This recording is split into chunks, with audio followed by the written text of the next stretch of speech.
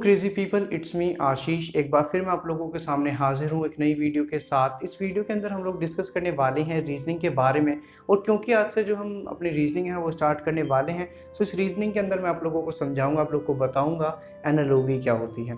Analogy जो है वो बहुत ही इंपॉर्टेंट पोर्शन है रीजनिंग का। इंपॉर्टेंट क्यों है? क्योंकि इस पर्टिकुलर सेक्शन से हर साल मैंने काफ़ी सारे एग्जाम्स में भी स्टडी की है, काफ़ी सारे एग्जाम्स को देखा है, जिसके अंदर हर साल 3 से 4 क्वेश्चन, 4 से 6 क्वेश्चन हर बार पूछे जाते हैं। ऐसा नहीं है कि एक ही क्वेश्चन को रिपीट करता है। एसएससी में सबसे ज़्यादा क्वेश्चन जो है वो रीजनिंग में इस पर्टिकुलर पोर्शन से पूछे जाते हैं, यानी कि एनालॉगी से पूछे जाते हैं। किसके अंदर? एसएससी के अंदर। और सीएचएसएल और भी जो अदर गवर्नमेंट एग्जाम्स हैं उसमें भी ये वाला पर्टिकुलर पोर्शन बहुत ज़्यादा इंपॉर्टेंट है। अच्छा, इंपॉर्टेंट क्यों है? सबसे पहला क्वेश्चन हमारे माइंड में आता है ये भी है। इंपॉर्टेंट यार इसलिए है क्योंकि ये हमारा जो जीएस वाला पोर्शन है उसको भी सपोर्ट करता है, और साथ ही साथ हमारी स्किल्स को भी देखता है। साथ ही साथ हमारी ये स्किल्स वो वाली हैं कि हम ट्रिक्स को कैसे सोल्व करते हैं। ठीक है, तो हमारा जीएस पोर्शन को भी ये कवर करता है, हमारी स्किल्स देखता है कि कैसे हम ट्रिक्स को अपने साथ से हैंडल करते हैं।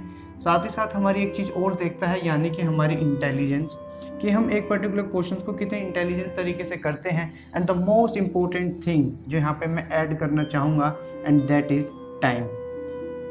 ठीक है, एक मोस्ट इम्पोर्टेंट चीज़ मैं एक बार और बोल रहा हूँ, यानी कि जो हमारा टाइम है, कम से कम समय में हमें ज़्यादा से ज़्यादा क्वेश्चंस करने हैं। और एक चीज़ जो आपको हमेशा अपने माइंड में रखनी है वो ये कि वो जो सामने वाला बंदा एग्ज़ाम में बैठा हुआ है ना, मतलब जिसने एग्ज़ाम को बनाया, जिसने एग्ज़ाम पेपर को डिज़ाइन किया है, वो आपके चाचा का, ताऊ का, फूफा का लड़का तो यार है नहीं कि भाई आपका सिलेक्शन करवा देगा इजीली।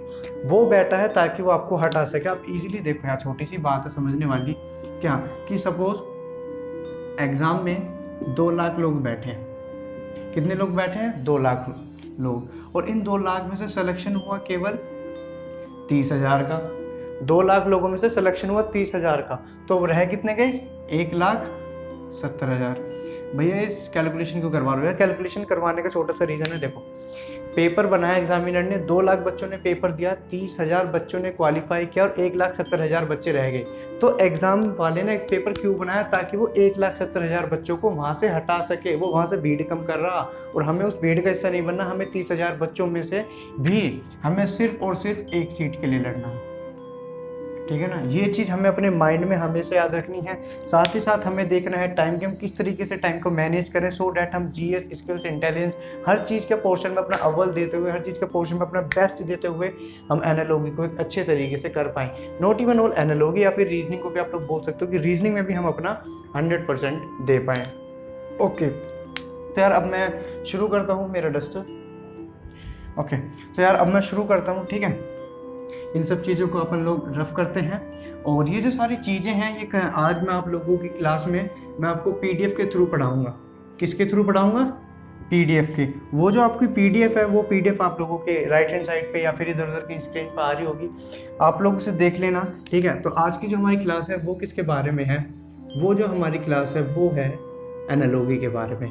एनालॉगी, जिसे अपन लोग सिमिलैरिटी भी बोलते हैं। क्या बोलते हैं? सिमिलैरिटी।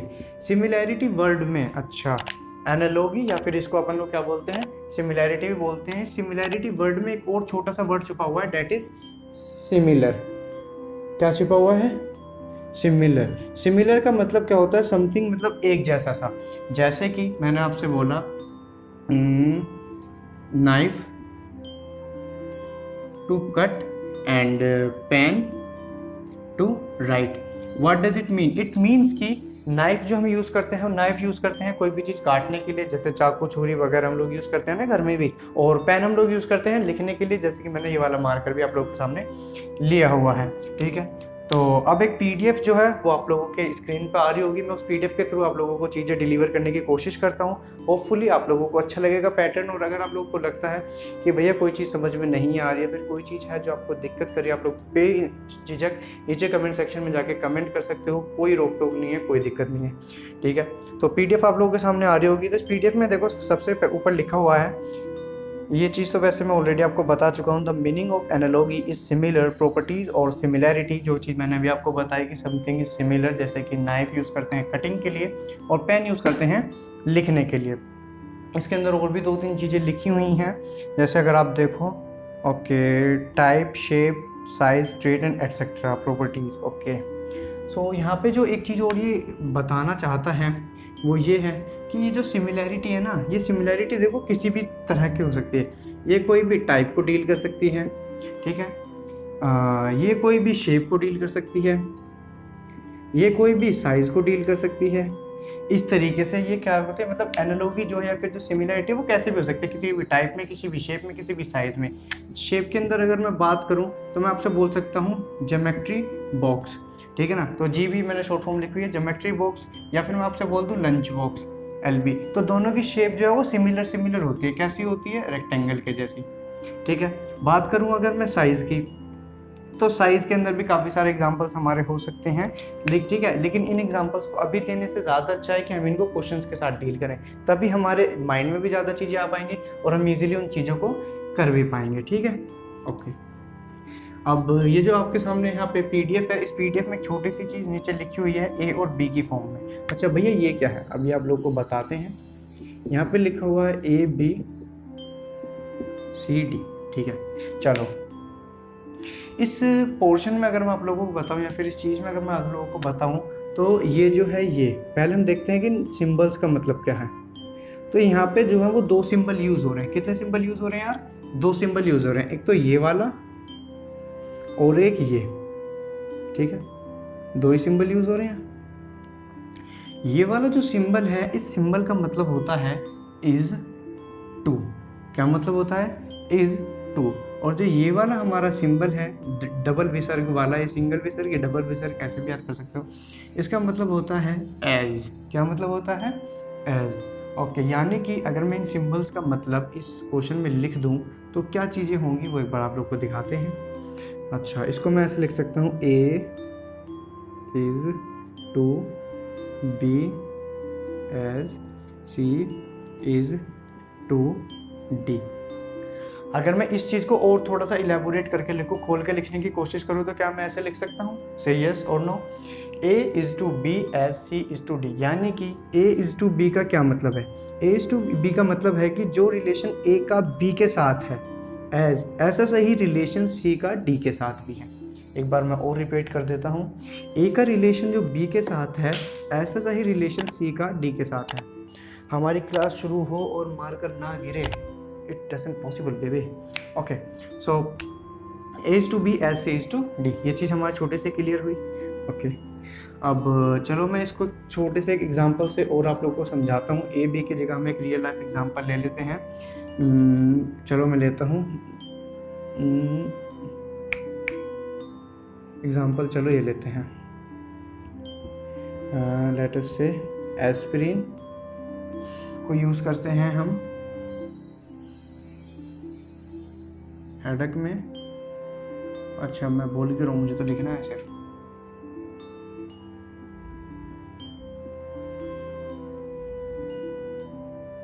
ओके, तो अगर मैं इस एग्जांपल के अंदर बात करूँ तो aspirin, headache, nap, fatigue.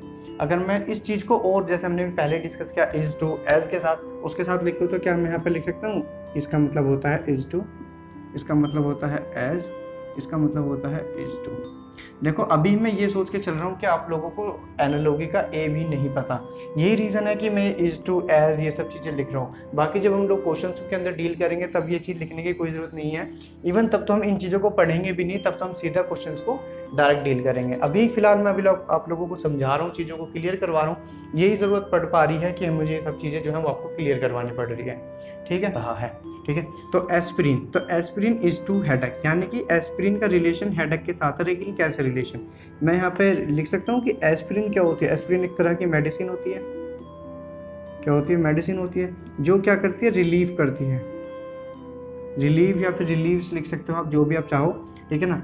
Aspirin relieves headache as nap relieves fatigue, मतलब कि एस्पिरिन लेने के बाद हमारा जो सर का दर्द है, जो हमारी हेडेक है, वो क्या हो जाती है? रिमूव आउट हो जाती है, वो एस्केप आउट हो जाती है। और सिमिलरली नैप मतलब होता है छोटी नींद लेना, झपकी लेना, उस नैप के बाद हमारी जो फैटिग, जो हमारे शरीर की थकान रहती है, वो भी चली जाती है। यानी कि ए का रिलेशन बी के साथ, ए का रिलेशन बी के साथ, और इसी तरीके से सी का रिलेशन डी के साथ। ठीक है ना, समझ में आया। ए का रिलेशन बी के साथ, इसी तरह सी का रिलेशन डी के साथ, ठीक है।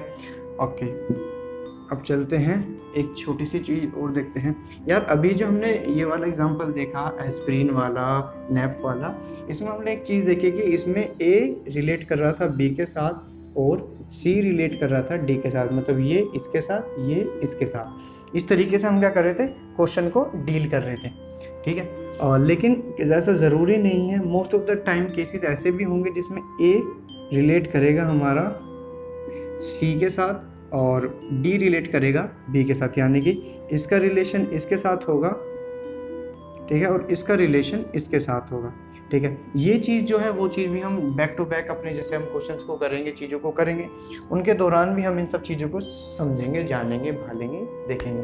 ओके, चलो आगे चलते हैं। आगे जब हमारा पोर्शन आता है वो आता है टाइप्स का। किसका पोर्शन आता है, टाइप्स ऑफ एनालॉजी का। तो एनालॉजी जो है वो 3 तरह की होती है। कितनी तरह की होती है यार, एनालॉजी होती है हमारी 3 तरह की, ठीक है। 3 तरह की कैसे कैसे होते हैं, सबसे पहले होती है हमारी वर्ड। कौन सी होती है, वर्ड एनालॉजी। सेकंड टाइप होती है हमारी लेटर एनालॉजी,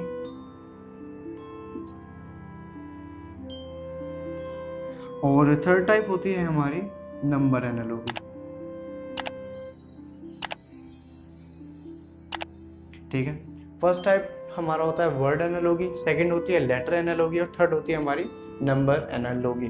तो डील करते हैं, देखते हैं कैसे कैसे होती है। जो हमारी होती है वर्ड एनालॉजी, देखिए जो चीज़ें हैं ये चीज़ें होंगी कुछ इस तरीके से ही, मतलब होंगे सारी यही A B as C is to D, होंगी सारी चीज़ें इसी, मतलब वर्ड वाली भी इसी फॉर्म में होगी, लेटर वाली भी, एंड देन नंबर वाली भी। लेकिन चीज़ें क्या होंगी, जहाँ पे ये जो ए बी सी डी हैं, ये ए बी सी डी जो है यहाँ पे एक जनरल टर्म हमने यूज़ की है। जनरल टर्म का मतलब होता है कोई भी हम इसके अलावा चीज़ें यूज़ कर सकते हैं, यानी कि वर्ड एनालॉजी में हम यहाँ पे यूज़ क्या करेंगे, हम कुछ वर्ड्स को यूज़ करेंगे।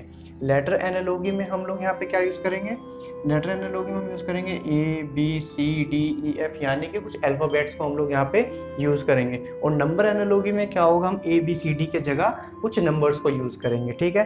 एज सिंपल एज दैट, बहुत ही ज़्यादा सिंपल है कुछ, ठीक है, ज़्यादा बड़ी बात नहीं है। वर्ड एनालॉजी में मैंने आप लोग को क्या बताया कि हम ए बी सी डी की जगह वर्ड यूज़ करेंगे, जैसा कि हम लोग ऑलरेडी दिक्कत कर चुके हैं। नाइफ में हमने यूज़ करा था कट एज, फिर हमने क्या यूज़ करा था, पेन, तो पेन इज टू राइट, ठीक है। तो इसकी ये क्या होगा, ये होगी हमारी वर्ड एनालॉजी, ठीक है। बात करें लेटर एनालॉजी की, तो लेटर एनालॉजी में आप लोग यूज़ कर सकते हो A B E F, A B I J M N, ठीक है। तो अगर आप इस तरीके से देखो तो इसमें हमने क्या लिखा हुआ, ए बी, फिर हमने सी डी छोड़ दिया, फिर ई एफ के बाद ई एफ जी एच छोड़ दिया, आई जे, फिर के एल छोड़ दिया, फिर एम एन। तो हमने यहाँ पे क्या करा, दो दो को ड्रॉप कर दिया, ठीक है। तो ये ज़्यादा बड़ी बात नहीं थी, बहुत छोटी सी थी, लेकिन समझने वाले थी कि भाई हमने यहाँ पे क्या करा, दो दो चीज़ों को यहाँ पे छोड़ दिया, स्किप कर दिया। इसी तरीके से काफ़ी आप और भी लेटर्स देखोगे जिसके अंदर आपको क्या होगा, ए के बाद हम 7 प्लस कर देगा, तो ए के बाद अगर हम 8th लेटर देखें तो 8th लेटर कौन सा होता है, एच, तो इस तरीके से भी लिख देगा ए के बाद फिर एच, ठीक है। और फिर हमारे से यहाँ पे लिख देगा सी, और यहाँ पे बोल देगा कि इसके बाद बताओ, ये यहाँ पे होगा आपका क्वेश्चन मार्क। तो ए के बाद एच और सी के बाद, तो हम देखेंगे कि भाई सी मतलब ए में 7 प्लस करे तब एच आया, 8 आ गया, तो सी में भी हमें क्या करने पड़ेंगे, 7, तो मतलब सी के बाद D E F G H I J K, यानी कि हमारा जो यहाँ पे आंसर आएगा वो क्या आएगा, के। अब आप लोग सोच रहे होगे कि भैया आप तो 1 2 3 4 1 ऐसे हाथों पे क्यों काउंट कर रहे हो। यार देखो, अभी मैं अगेन आप लोगों को बोल देता हूँ कि मैं ये सोच के चल रहा हूँ कि आप लोगों को बिल्कुल भी नहीं आता। जैसे जैसे हम आगे प्रोसीड करते चलेंगे वैसे वैसे इनकी भी बहुत सारी ट्रिक्स हैं, डोंट वरी, इजोटी, ये सब चीज़ें जो है मैं आप लोगों को सिखाऊंगा, डोंट वरी। बट बिल्कुल बेसिक से लेकर चल रहे हैं, ये मान के कि आप लोगों को अभी इसका ए भी नहीं आता, ठीक है। तो हम लोगों ने टाइप्स भी डिस्कस कर लिए। अब टाइप्स के बाद हम लोग चलते हैं किसके अंदर, एक छोटी सी चीज़ मैं आप लोगों को और बता देता हूँ। ओके गाइस, तो यार अब हम आ चुके हैं अपनी वीडियो के एंड पे। बट एंड में मैं आप लोगों को एक छोटी चीज़ बताने वाला हूँ। देखो अब तक हम क्या चीज़ें पढ़ चुके हैं। हम पढ़ चुके हैं कि एनालॉजी क्या होती है, हम पढ़ चुके हैं कि टाइप्स ऑफ एनालॉजी क्या होती है, वर्ड एनालॉजी, लेटर एनालॉजी, और उसके बाद नंबर एनालॉजी, और या फिर अगर हम चाहें तो इन तीनों को मिक्सअप करके एक मिक्स्ड एनालॉजी भी बना सकते हैं। तो आज की वीडियो के लिए सिर्फ इतना ही रखते हैं, लेकिन मैंने आप लोगों के लिए एक छोटी सी और पीछे लिखी हुई है, जो कि मैं आगे जो वीडियोस हैं मेरी जो कि आने वाली हैं, उन वीडियोस की छोटी सी इन्फॉर्मेशन है। इन्फॉर्मेशन कुछ इस तरीके से है कि नेक्स्ट वीडियो जो हमारी होगी उसके अंदर मैं आप लोगों से बात करूंगा वर्ड एनालॉजी के बारे में। किसके बारे में बात करूंगा? वर्ड एनालॉजी के बारे में। वर्ड एनालॉजी क्या होती है आप लोग ऑलरेडी जानते हो। जहाँ पे हम ए बी सी और D, A is to B as C is to D, ये चीज़ हमने पढ़ी थी।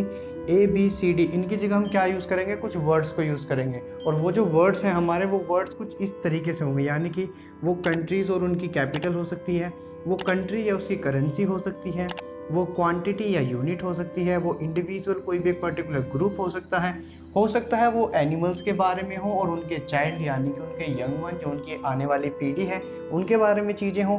मे बी पॉसिबल मेल या फीमेल के बारे में चीज़ें हों, शायद एनिमल और उनके मूवमेंट, जैसे कि मैं बात करूँ तितली की, तो तितली क्या करती है? उड़ती है। और डॉगी क्या करता है? वो चलता है। स्नेक क्या करता है? वो रेंगता है। इसी तरीके से एनिमल्स या फिर उनके साउंड, जैसे कुत्ता भौंकता है, या फिर और भी काफ़ी सारी चीज़ें। तो मैं छोटे छोटे एग्जांपल दे रहा हूँ, लेकिन काफ़ी चीज़ें ऐसी भी हैं जनरल नॉलेज में, जनरल साइंस में, जो कि आप लोग को शायद नहीं पता होंगी। और इसके बाद लास्ट पॉइंट है हमारा इंडिविजुअल एंड देयर क्लास, यानी कि एक पर्टिकुलर इंडिविजुअल और उसकी क्लास क्या होने वाली है। तो इस तरीके की ये जो छोटी छोटी वीडियोस हैं, ये 5 से 10 मिनट की 10 मिनट भी नहीं होंगी, ज़्यादा ज़्यादा 5 मिनट की वीडियो हैं। ये मैं आप लोगों को प्रॉपर इस वीडियो के बाद मैं आप लोगों को पूरी एक लिस्ट इनकी छोटी छोटी वीडियोस मैं आप लोगों को क्लिप्स में पहुंचा दूंगा। उनकी एक नीचे डिस्क्रिप्शन बॉक्स में PDF भी होगी, वहाँ से आप लोग उन्हें ले सकते हो। साथ ही साथ मैं क्या करूँगा, किस तरीके से, जैसे सपोज एक प्रॉपर एक एनिमल का नाम हो गया हमारा, ठीक है, उस एनिमल के बाद उसका कोई यंग वन है, ठीक है, तो मैं क्या करूँगा, सिर्फ एनिमल्स के नाम दूंगा और यहाँ की जो चीज़ें हैं ये एक PDF में ब्लैंक कर दूंगा। तो जैसे बहुत बार क्या होता है कि बच्चे ऐसे हाथ रख के पढ़ते हैं कि भाई यार यहाँ की चीज़ तो मैंने पढ़ ली और यहाँ पे हाथ रख ली, यहाँ की चीज़ों को रिवाइज करूँ। तो आपको ये चीज़ भी नहीं करनी पड़ेगी, मैं 2 PDF बना दूंगा। एक तो वो जिसमें सिर्फ और सिर्फ एनिमल्स के नाम होंगे, आपको यंग वन बताने होंगे, और एक PDF ऐसी बना दूंगा जिसमें यंग वन होंगे और आपको एनिमल्स का नाम बताना होगा। तो इस तरीके से भी मैं आपको चीज़ें प्रोवाइड करवाऊँगा। सो अगर आप लोगों को वीडियो अच्छी लगी हो तो वीडियो को थम्स अप करके ज़रूर जाइएगा, और अगर आप फ्यूचर में इन सभी वीडियोस की क्लिप्स को लेना चाहते हैं तो आपको चैनल को सब्सक्राइब करना पड़ेगा। और यार एक छोटी सी बात तो वैसे भी क्लियर है कि अगर आप अब तक वीडियो के साथ में बने हुए हो, what does it mean? It means कि आपको जो वीडियो है वो काफ़ी ज़्यादा अच्छी लग रही होगी। So please stay tune. And नीचे डिस्क्रिप्शन बॉक्स में एक व्हाट्सएप ग्रुप का लिंक है।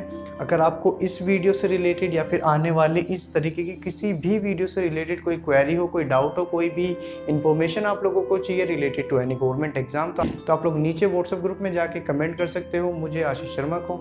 अब चलो, मैं आशीष शर्मा आप लोगों से इजाज़त चाहूँगा। एक बार फिर किसी वीडियो के साथ आप लोगों के सामने दोबारा हाजिर होंगे। जय हिंद, जय